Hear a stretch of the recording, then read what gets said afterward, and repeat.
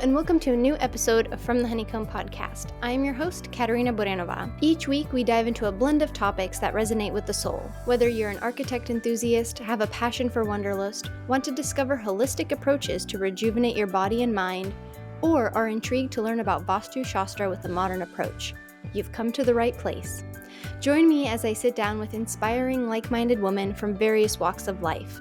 We will delve into their journeys to discuss the challenges and moments that define their paths.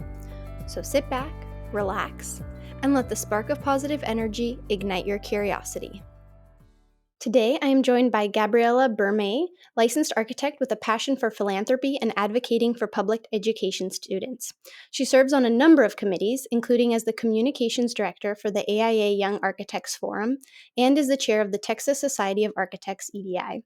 Through her outreach, she has been able to inspire many future architects. Gabriella, thank you for coming on From the Honeycomb podcast.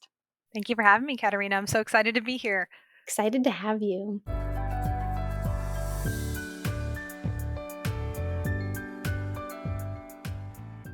And as you know, we begin every episode by sharing something that we are grateful for in the present moment. So what are you grateful for?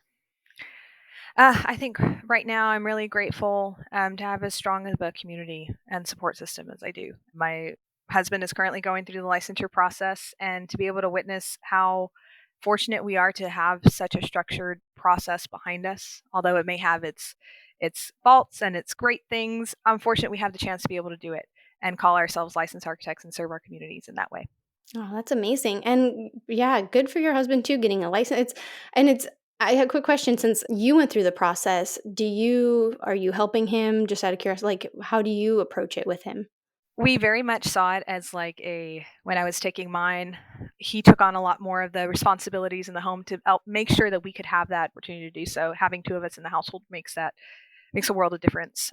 He really was a rock for me when I was going through that. And in turn, that is what I am now. So maybe less so in the here, let me help you study, because we tried that and that's hard. It's really difficult. But in the, hey, I will meal prep for us this week while you study. That has been where we've really found a lot of balance. I'll say that. And again, it just really grateful to have a partner like him. No, that's huge. That's huge.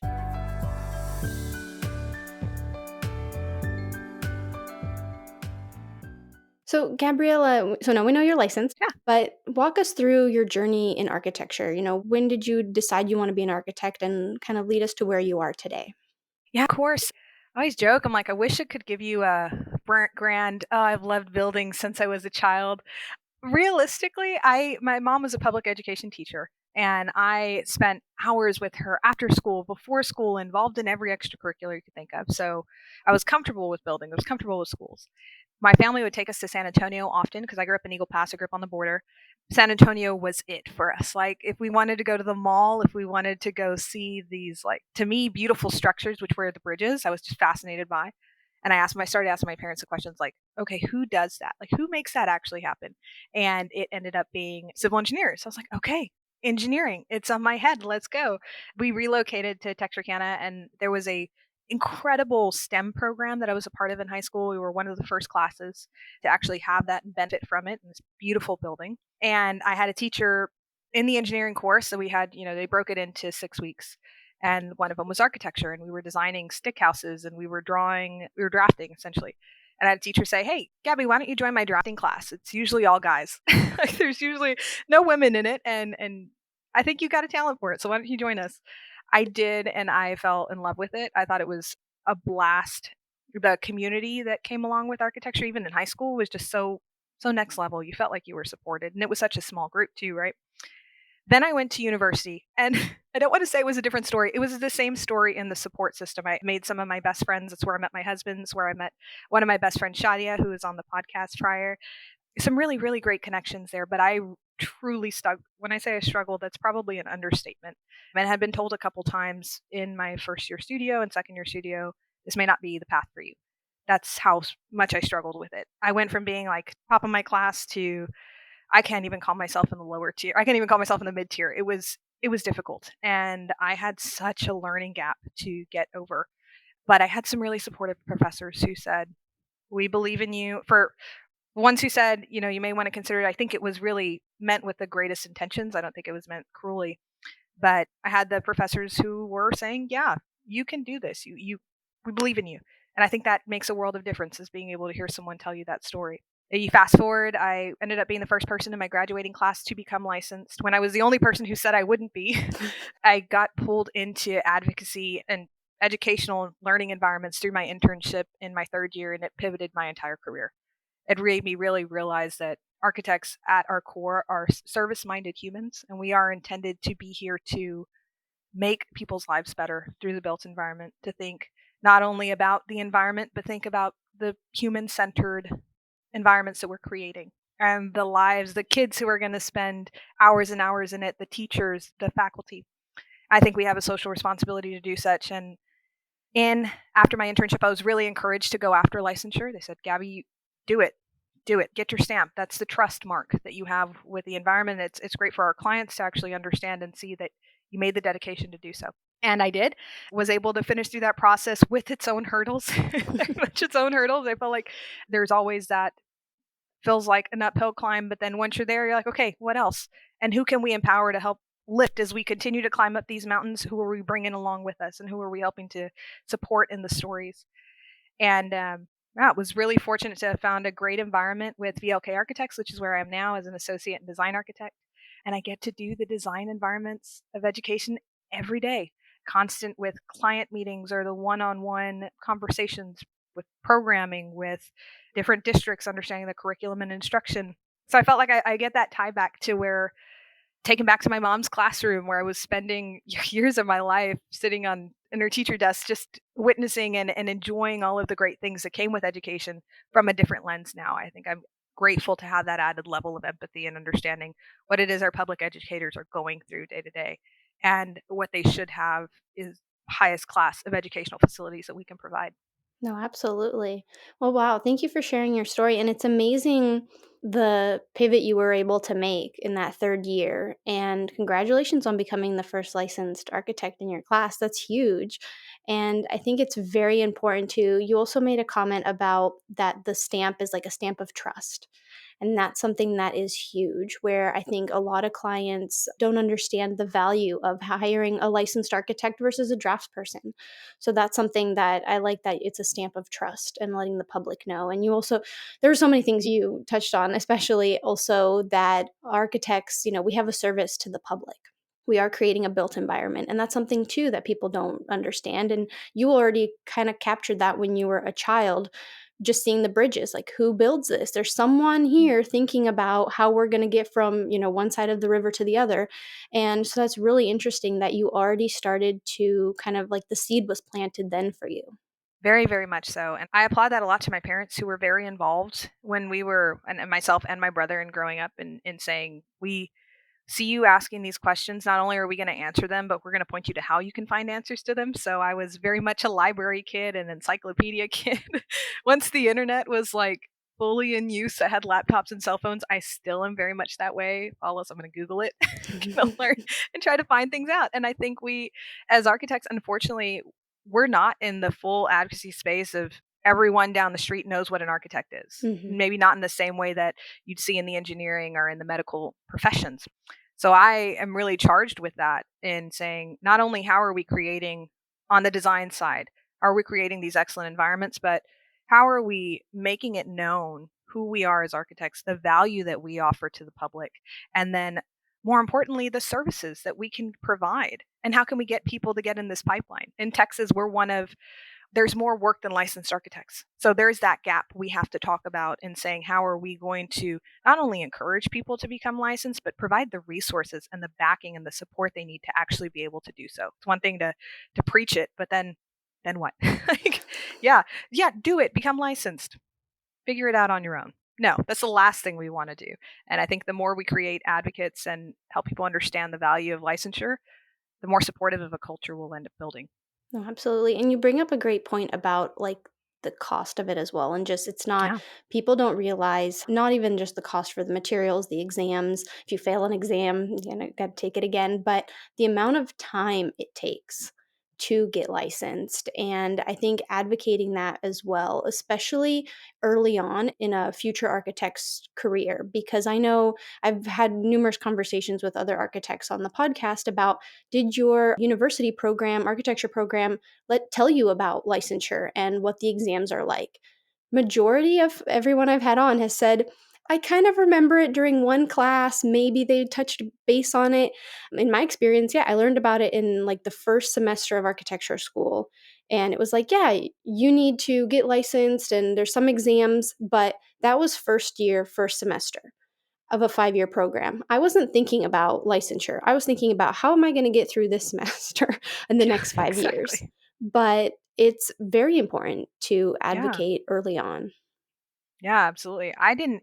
So we had and this again talks to professors. I had an incredible professional practice professor, John Volkins, who just not only was he a practicing architect, but he was also our professional practice teacher, right? So it worked really well. He kind of described the whole process on like what it meant to go from licensure to, or what it meant to do to go from the graduation to licensure process. We talked about starting your NCARB record and all these things. That was fifth year. But again, I'm going to talk to my internship because I think that's a valuable experience that every student should have the opportunity to be exposed to in their time in university. Because in that third year, one of my mentors, the person who I was asking a bunch of questions to, Tong Lee, who's now in California, she was in Austin with us previously. We had this big deal of the licensed architects wore the superhero cape. When she finished her exam, she grabbed her scale, she grabbed the cape and ran around the office. And I'm not kidding, everyone in the office was cheering for her. And it was the Oh, coolest experience to go from like, I mean, not even 2 years prior, I was told I probably shouldn't be doing architecture because I didn't know if I was going to make it through it. I'm watching someone witness what has been the pinnacle of her career thus far, and then she's gone on to do much bigger things beyond licensure. But to see that celebration was just, it was one of the moments I look back on, and I can point towards it and say that was one of the ones where I really decided I wanted to be a licensed architect. I wanted to go after this. I wanted to have that same feeling, that pride, that understanding of what it means to be licensed. well, that's great. So, how are you advocating that? I don't know, how young are the students that you're talking with about architecture? So I'll talk a little to the ACE Mentor program of Austin and really ACE Mentor program of America. So we are for 9th through 12th grade students, but that's not to say we haven't talked to younger. With NOMA Project Pipeline, we get the 6 to 8 age group, and then with No. AIA K through 12, we have everything from kindergarten to sixth graders. So it's fantastic. Where my targeted focus has been serving on the ACE Mentor Austin board has been with the 9th through 12th grade demographic. So I mean, earlier this week I was at one of our all girls schools giving 3 presentations this week. And more than anything else, it's great to talk about the program, but it's equally great to be able to provide them with a connection to a licensed architect who's a female, who represents, the 27% and menos like the 1% of Latina architects. So when you get the chance to make the connection and then they say, oh, can you connect me with another architect? I love being able to say, yes, I can. Who are you looking for? Like, what kind of area do you want to practice? What do you want to talk about? And I feel like I go back to that illusion of loving the building bridges, loving to see the bridges. I think I love connecting the personality bridges, right? How can we connect one person passion with another person's passion? How are we connecting organizations that are doing the same things and just amplify everyone together? No, absolutely. And you bring up a good point. I recently reached out to a local high school to talk to them about hopefully reaching out to especially focusing on, I think, on girls as well, especially to bring them into architecture. Because I know when I was going through school, there was one or two instances I remember architects coming in, and that kind of planted the seed for me becoming an architect. But I think it's so valuable, especially how you said, when the student sees themselves in what could possibly be. I think that is huge and makes such a big impact. Yeah, absolutely. And I think just as valuable as having a mentor who looks like you, comes from your same background, is having the one who doesn't, who has a complete opposite background, but has had this wealth of knowledge and is taking the time to teach you and to advocate for you. I think as an architectural profession, we've done a good job at mentoring and helping build the next generation, but I think there's more work to do. There's more work to do in saying, how are we really fostering our generation to not only be able to do their job well, but to do better than we did, and to take the field of architecture, to take the field of the design industry into the next century. I think we have a lot of work to do, but I'm excited and energized every time I speak with university or even high school students on where their paths are talking and where they're leading. I think they're going to have a lot of really incredible things to offer our profession. I'm excited to see Gen Z and Gen Alpha into the workplace. Gen Z is they're firmly here. Alpha, they're going to shake things up. It's going to be great.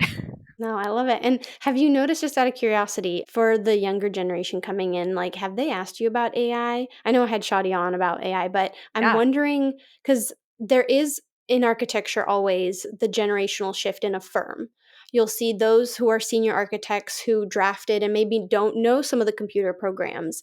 And then you've kind of got the middle, there's everybody's in their own different stages. So it's very interesting that you're bringing up the next generation that is also heavily proficient in technology. exactly. I think that's my favorite part of having our new interns come in for the college summers or our new hires that are right out of school.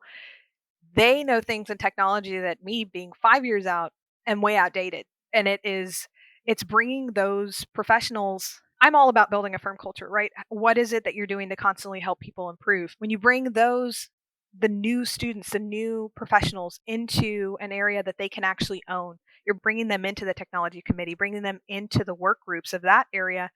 They're improving the entire firm while building ownership, while building agency and finding their voice. You're helping them foster, and really in turn they're teaching our maybe older generations of those who have been out of school longer how to do the things that they've been operating in, which is just excellent for me. Actually, in December, I'm on the NCARB Futures Collaborative. I've been serving on NCARB committees for 2 years. This is my third year, and this is my first year in the Futures. And with that group, we actually have a future symposium that'll be happening in December. It's going to be incredible. One of the topic areas that I am focused on with Marjorie Brown and Wiley is AI. And Wiley is a professor at one of the universities in Washington, and he's actually bringing on his students to talk about the AI portion as a workshop after our conversation with our panelists. So our panelists are people who are practicing with AI not only at Autodesk, but in New York as a part of their practice. We're going to talk about AI and codes. And then after our listeners get to see that actual presentation, we're going to have students leading the process on how you can use AI in practice. Let me be the workshoppers for you, which to me is just next level. Now you have the chance to connect with the students who are doing this day to day. They're teaching this environment, and we're in turn making a stronger cross generational, multi generational workplace. And more importantly than the workplace, a profession as a whole. hmm No, that's so true, and it is really important to make sure that you are teaching even the older generation, because Yeah, one of the great things about architecture is it's always evolving. There's not one architect on this earth who can say, I know everything there is to know about architecture. exactly. And I think that's so great that you're also bringing in this cross generation. That is incredibly important. Yeah, it's going to be a really neat conversation. We're doing AI, and then we're doing extreme environments and space architecture, all really focused on the next 50 years of practice. Because where we look at it specifically from the NCARB lens is, how are we going to regulate this in the future? Mhm. What does the stamp of licensure look like when we're talking about integrating AI into our practices? When you may have AI leading you and doing your first pass on code evaluations and code reviews. Okay, where does the licensed architect framework pass into this? And then how does that trickle down to experience? How does that trickle to examinations and to education?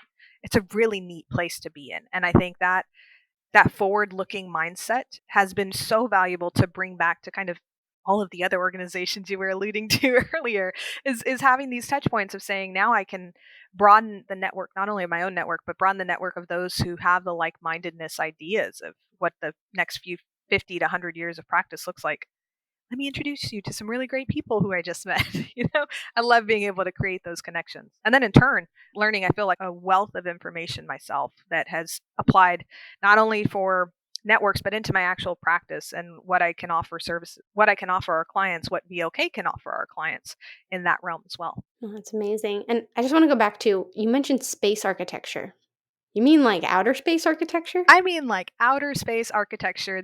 So I wasn't on Futures last year, but yeah, I wasn't on Futures last year, but last year they actually went to NASA and heard about what designing space on Mars looks like. That's the realm that we're looking at. Now, what that spurred in talking about space architecture is it's extreme environments, right? What happens when we're talking about extreme environments in our actual built environment today. I mean, we don't have to go out to Mars to talk about 120-degree temperatures and seeing plastic melt like you're seeing in videos in Arizona right now. How can we actually build sustainably for that in the future? Part of it is maybe looking back to past architectural practices. When you look at like the Native American practice of building with wood sticks, and the whole idea is you're building for your temporary place, you bring it down and you move to the next place, and it's almost as though you weren't there, to not disturb your environment. So how can we really apply these multi-generational wisdom prior to where we are today and moving into the future? You're using a lot of the same ideas and technologies, just in a different way, which has been incredibly impressive to watch and to witness. It's going like back to the basics essentially. Exactly. I think there's a lot of strength to be found there when you understand the core concepts and you apply modern technology to it. The possibilities are limitless. No, that's amazing.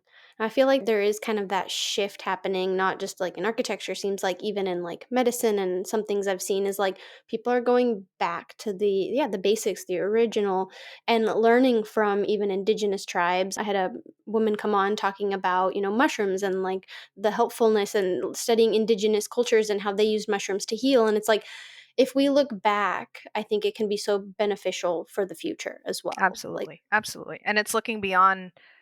This is a deeper conversation, but sometimes it's looking beyond Western culture. Often it's mhm, looking beyond Western culture that unfortunately was forced upon in a lot of our regions and areas, to say, this isn't the best practice forward. How are we really relying on the wisdom that is shared in every culture and building mhm. on from there?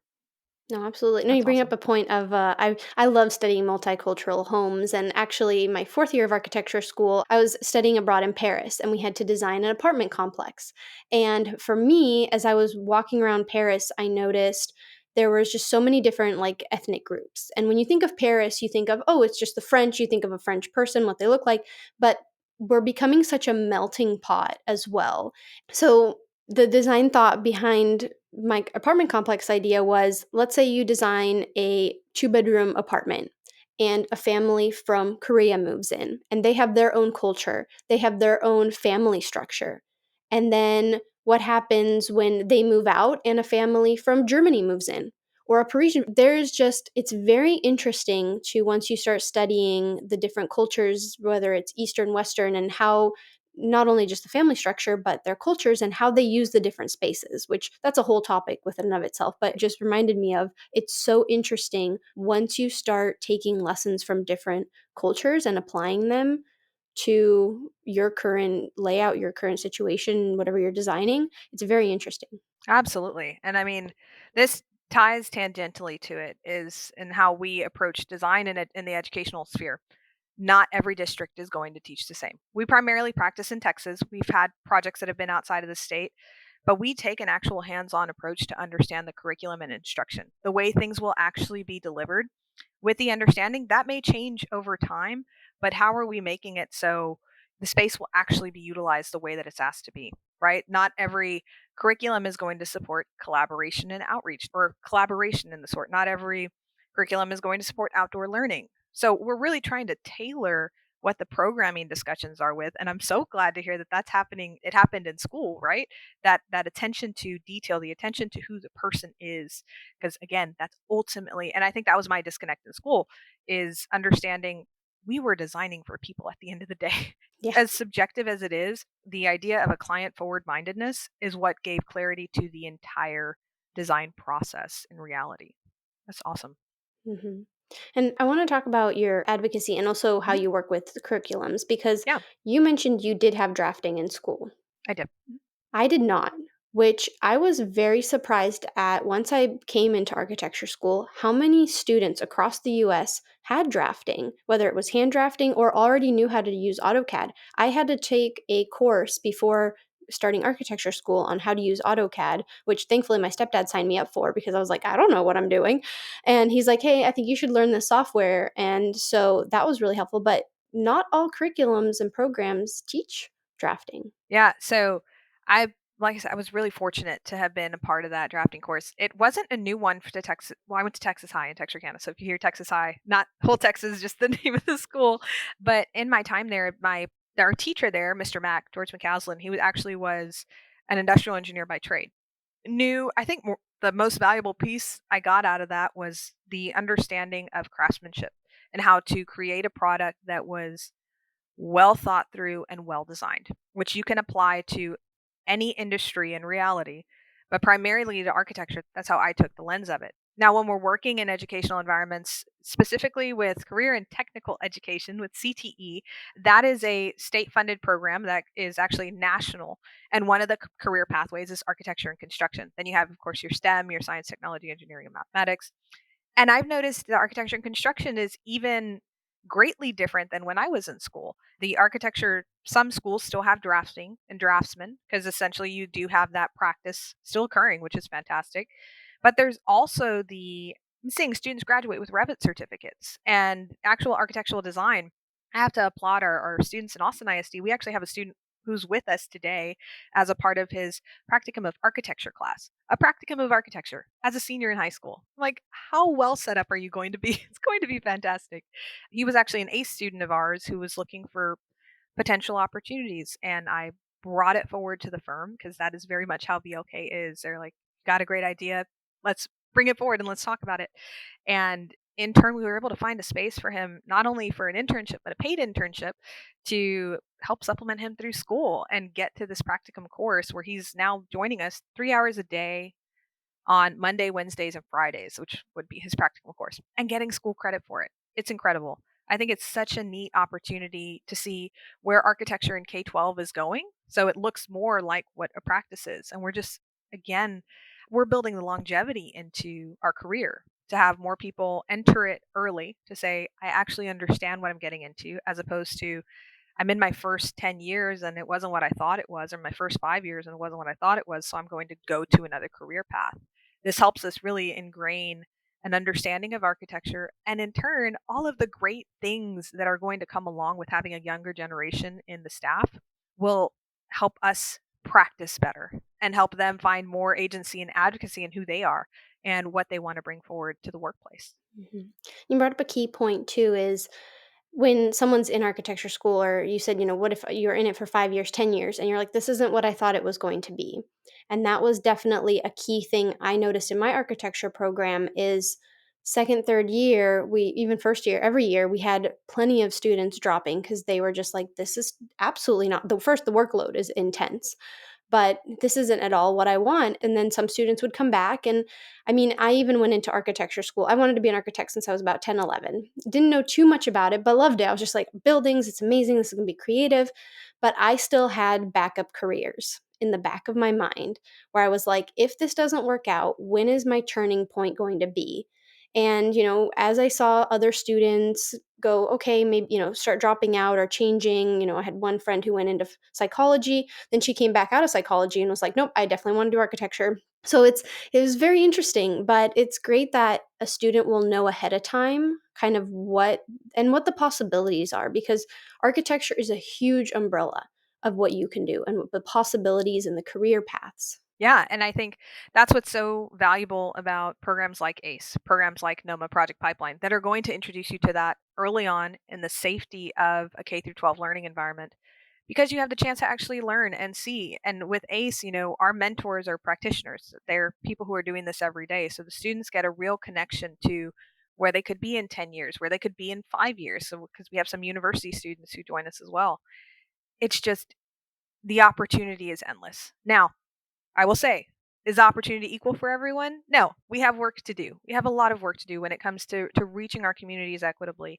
And when it comes to, some models actually go to the schools themselves and run it from there, which is just outstanding, right? Like, you have the chance to actually reach the students where they are, which ultimately is what, in my mind, and I know a lot of others think this way, is I think architects have to be ingrained in the community in every way. Mm-hmm. And the ideal lens of what an architect could be or look like is homegrown. You have someone who is designing in the communities they were raised in, they lived in, and understand holistically and have the trust from that community. How more incredible would we have of a profession if everyone had that mindset of, I have a personal vested responsibility to this community, not only because I live here, not only because I give here, but because I feel called to make this a better place, to give it my all.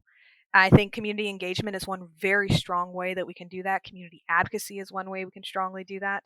And in turn, plugging in K through 12 so that those students who you're talking about architecture to, can then be the architects in 10 years' time, in 15 years' time, who are giving back with that same fervor and that same passion, the same care. No, I love it. I love that you're planting the seeds early on, and it allows them. And you also, you bring up a lot of good points, but Right. you mentioned that it's in the safe space of learning K through 12. That's one thing is when you decide halfway through architecture school, which architecture school is not cheap, as we know, universities aren't cheap. It makes the decision of whether you're going to pivot to another degree that much more intense because there's also the financial burden and it's a lot more of a, I would say, high stress decision than if you are just exploring it at a younger age. Absolutely. And I think licensure is also a commitment that is not only a financial one, but a stress one. I mean, you're putting stress on families, you're putting pauses on life to make those things happen. And I think as a profession, and really with NCARB, I have to applaud what they're doing right now and talking the many ways in, many ways out on what does licensure look like if you are entering the profession at different times and different scales. So I'm really excited to see where the conversation goes from there. Our current NCARB president, John Baker, actually did not study architecture and became licensed through California, which is one of the states that allows you to have the 10 years of experience and then sit for Mhm. your exams. So to have that perspective is going to be so rich. And I am really, really looking forward. And I'd encourage listeners who are in architecture to keep an eye on it. Because NCARB is essentially the regulatory body over licensure. And then the states provide the actual stamp, right? So you get your stamp from your state. But I think exciting things are happening. Now, granted, it is a large organization. Things may not move tomorrow, but these seeds are planted. And I can't wait to see where the profession goes. We're really attacking it on all angles to make it more equitable, more accessible, and something that represents the communities that we serve. Mhm. No, absolutely. And, knowing now, having gone through architecture school, licensure, everything, it's a daunting process when you're looking at it as an 18-year-old, as a 16, 13-year-old. When you're presenting it to students, how are you making it not sound scary? Yeah. Like, in a way. I think the biggest thing I've described to them is saying, meet an architect. If it's not me, if it's another professional, be exposed to it. And we're going to find how to make the plug, right? Whether it's a phone call, whether it is an actual office visit, meet the people who are where you want to be in the future, or at least in the direction you want to go. And the reason why I say that is because it's a lot easier to take on a daunting goal when you can get a vision of the finish line. You have a vision of where you're going. Having that direction can change a person's entire life. And I think I'm a testament to that. Had no idea really where it was going to land until I found my internship, until I found someone who really said, become licensed, get after it. It's important. Till I witnessed someone have that success, the running around the office with the scale. Those pieces, envisioning a finish line, can make the entire process that much easier. I also talk with them through very much, hey, this is anywhere from a 6 year to a 15 to a 20-year process. Do not feel like your timeline has to look exactly like someone else's. This is your path, this is your story, and you bring your own strengths to it. But I tell them, you have to love what you do because this profession is going to try you. Like with anything, it's the professional environment. And you're going to have times of stress. There's going to be times of hardship, but there's also going to be times of victory and excellent things and the wins of saying, this is a project that's reflective of the community and what they asked for. But you're able to create something they didn't even have the words for. But when they see it, they're like, this is what I was asking for in the architectural environment. So I think you have to love what you're doing, learn about it. I always push them to join ACE. I'm like, come with us to this. Or if you're not an ACE, we've started a job shadowing program here at VLK. Our Houston office does it a lot. We had our first one in Austin, where we open it up to students and say, come visit our office for 4 hours. We're going to take you through our community design process. This is how we actually approach it. This is why it's so important to us. And honestly, I feel like that's why we've been able to resonate so well with a number of our communities, is just genuinely and humbly understanding we're here to listen to you. We are your facilitators of design. We're going to bring our expertise and we're going to talk about the built environment responsibly and justly, but this is your building. It shouldn't look like something that we did or forced upon you. Ultimately, you are living with this. High schools are 75 to 100-year facilities. I've been very, very fortunate to say I'm in my fourth one in 3 years with VLK. And it has just been incredible because there's so much ownership and so much care that comes in the community, because it is a big deal to add not only the cost of this facility, but you're going to impact thousands of students a year in a 100-year facility, in a facility that's going to long outlive me. We got to get it right. We'll have to listen to our administrators. We have to listen to our users. And it's been a humbling process for me to see. And I love bringing students along when I can to be able to see that process. Well, that's great. And I think even getting input from students who are the Of users, course. especially, I mean, I just was thinking about, my high school, and now I think also with the technology changing, the classroom environment is Oh, changing. yeah. Oh, yeah. So, I mean, I don't know what kids are bringing. I remember we did have laptops in some classes, but yeah, I mean, the technology is changing, and the way teachers teach, I'm sure, is evolving. Yeah, and every community process that we have, we call it our VLK launch. Actually had one a couple weeks ago with a really, really fantastic school district. They're all fantastic school districts. But this one I had a personal tie to, given my high school principal is a superintendent now. Oh, So this nice. was 10 years ago and now he's here. It's just incredible. The student voice and the student agency, we have students involved at every launch. They were the ones who actually decided. They asked me, they're like, Gabby, can we share, our findings on this? I said, of course. Three students presented it in front of a team of 75 adults behind them and said why they did or did not resonate to certain boards, because we're presenting them design concepts. And I was so impressed. I was so impressed. And then, we did a high school about a year ago where we were going through the same design process. Again, a number of students representing. We had an athlete and a fine arts invested student, like someone who plays in the band, someone who is really plugged into CTE, really plugged into the ag program, came and gave the actual presentation on the design concept that they were proposing. That's part of our launch process. And I'm constantly impressed by the student voice, but even more so the fact that there is a system to be able to have that space, to make the space for the students is just, I love it. It's why I'm so passionate about educational learning environments. I think I'm learning more and more as I go on, or just maybe reaffirming why it is I do what I do, being able to see those spaces. Oh, absolutely. And I think it feels like it would give power to the students who are the end users. And when they hear that their voice is being heard and those decisions are being implemented into the new design, I think that is so much encouraging for them to see, and then even continue to inspire them to join like a design profession as well. Exactly. Exactly. Oh, I say it jokingly, but not really. I'm like, I got some future architects in the room. We're hiring. Y'all ready? Come on over. I love it. And I want to touch base on something you mentioned earlier in the episode, on when you mentioned that you have a someone interning Yeah. and that it's a paid internship. Yeah. And that's something I wish was heavily more discussed as well, on letting students know and advocate for themselves, because I did an unpaid internship and I have yet to reach back out to that firm, because in the moment I was a student, I'm like, this is a great opportunity.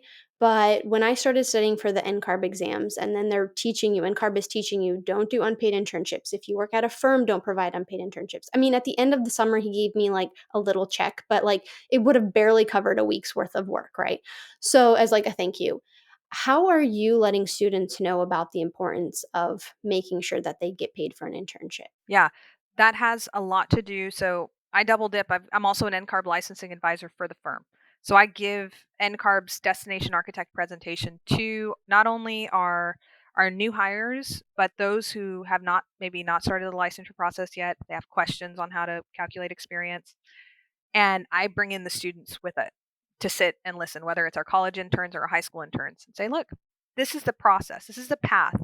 And we have a specific piece where we talk about internships. We talk about the unethicalness of unpaid internships. And the reason why I specifically called it out is there are a number of the university professional development programs, PDPs, or high school curriculum, high school is the word I'm looking for, practicum courses that say you don't have to pay your students, but it needs to be on the firm to pay because it is unethical to not. It is in our AIA, code of ethics. So I think it's on the students, but the students don't know what they don't know. It falls a lot to the professionals to say, no, we can't offer that. Why? Because it's not going to make a more equitable profession. We're going to continue the same system of only allowing people who have the resources to be unpaid to be able to do this. And I just don't think that's enough. I think we have to do more. We have to meet people where they are. And if we work together, if we work collectively to make this happen, it's happening. It's going to happen. No, absolutely. And I think too, it also brings like that idea of you're very valued as an architect. I know a lot of people don't realize architects we don't make a ton of money. Like, I mean, we love what we do, which of course that's very rewarding. But, in a monetary sense, we also want to pay for housing and food and, life that also requires, money, but we don't make as much. And I think starting the idea of already at a lower level, you are valued, your time is valued, your production, your ideas we live in a monetary world. We can't deny that. We need money to be able to live. But knowing that at an early stage, you need to know your worth as well. I think that's very Yes, important. exactly. You're just empowering that agency all the way throughout for people to be able to make those decisions and advocate for themselves. Absolutely.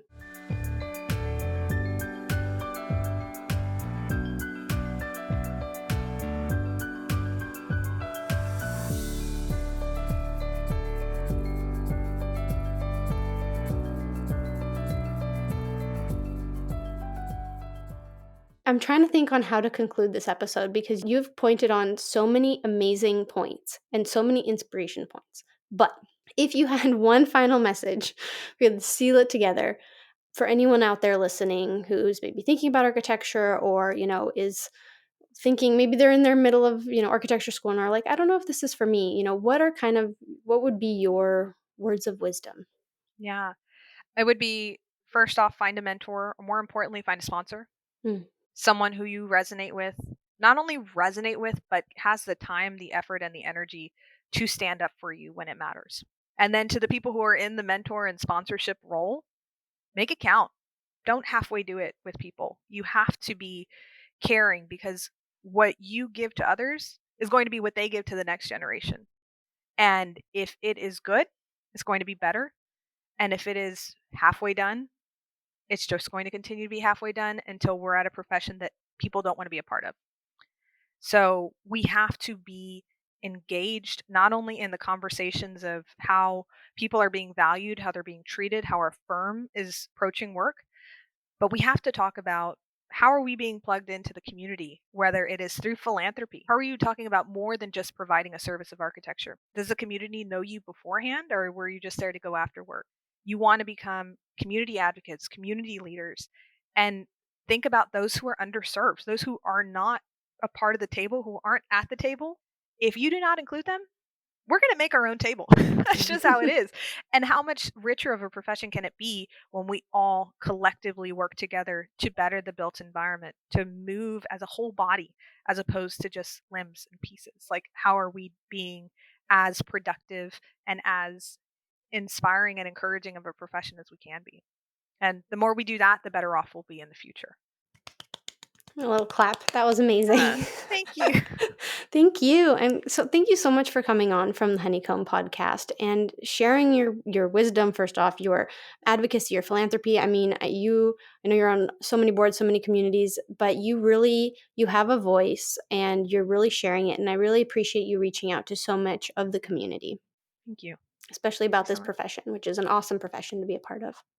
Thank you for creating this platform, creating from the Honeycomb podcast. It's creating an outreach that shows we're not just architects. We are creating an entire generation of thought leaders and empowering people to do the things that they're good at and they naturally have skills and talents for. So thank you for creating this platform and for reaching out to communities in the way that you are. Oh, thank you. Thank you. And where can listeners find you? Yeah, I'm on Instagram, Facebook, LinkedIn. I post most of my content either through Instagram or through LinkedIn, most of the professional development. And then LinkedIn is Gabriella, in parentheses, Gabby with two B's and a Y, Bermea. And then in the Instagram, it's at Gabby Bermea. Perfect. I'll provide links in the show notes. And also for the event in December, is that a Yes. public event? Can I post that in the show notes? So yeah, you can post that in the show notes. That'll be tagged on to the committee summit. So we have Okay. 100-person seat list. I don't know how invitations are going to be spread out. I'll know more after Friday. Friday Okay. will be our next committee meeting. And Okay. then we'll have one more and then we'll meet in December. Okay. Well, if it's in the show notes, you can follow it in the show notes and join. And yeah, Gabriella, thank you so much for coming on from the Honeycomb. Thank you, Katerina. I really appreciate it. Thank you for listening to this episode of From the Honeycomb podcast. As we conclude, I want to express my gratitude for joining me in today's episode. I hope you have found it insightful and inspiring. If you enjoyed today's episode, please take a moment to rate, review, and click that like button so you never miss an episode. And don't forget to share this with your friends. You can follow me on Instagram at From the Honeycomb podcast, and you can also further your support of From the Honeycomb by visiting the Patreon link provided in the show notes. Your contribution helps make more episodes possible. And lastly, don't forget to subscribe to my monthly newsletter, A Spark of Positive Energy, that comes out on the 7th of each month. Thank you so much, and see you next Friday.